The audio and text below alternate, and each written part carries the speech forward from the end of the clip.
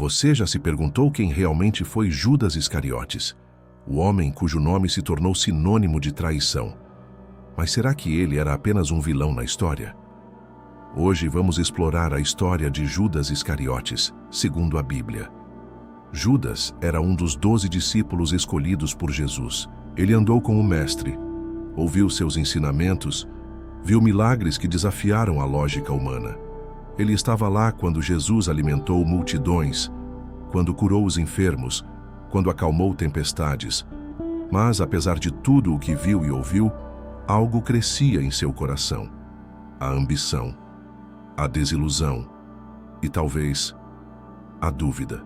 A Bíblia nos conta que Judas era o responsável pela bolsa de dinheiro do grupo. Em João 12,6, diz que ele era um ladrão, tirando para si o que era ofertado. Mas o que o levou ao ato mais sombrio de sua vida? Em Mateus 26:14 e 16, Judas foi até os líderes religiosos e perguntou: "O que me darão se eu entregar Jesus a vocês?" Eles ofereceram 30 moedas de prata, o preço de um escravo, o preço da traição.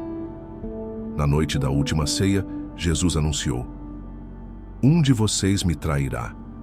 Os discípulos ficaram chocados, perguntando: "Sou eu, Senhor?" E quando Judas perguntou, Jesus respondeu: "Você o disse." Mesmo assim, ninguém suspeitou. Jesus sabia, e ainda assim lavou os pés de Judas naquela mesma noite. Um ato de amor e humildade, até para quem iria traí-lo. No jardim do Getsêmani, Judas se aproximou de Jesus e, com um beijo no rosto, selou a traição. "Amigo, para que vieste?" perguntou Jesus. Mesmo na traição, ele o chamou de amigo. Mas a culpa logo tomou conta de Judas.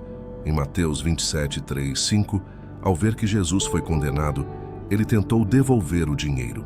Gritou aos sacerdotes: "Pequei traindo sangue inocente." Mas eles responderam: "O que isso nos importa?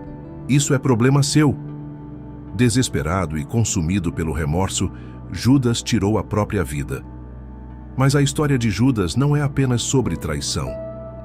É uma história sobre escolhas, consequências e sobre como até os mais próximos de Jesus podem se perder.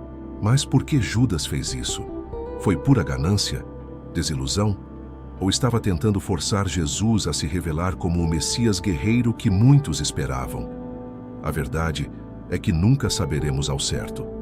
A história de Judas nos lembra que as escolhas têm consequências, que o amor de Jesus se estendeu até ao traidor. Mas por que Judas fez isso? Foi pura ganância? Desilusão? Ou estava tentando forçar Jesus a se revelar como o Messias guerreiro que muitos esperavam?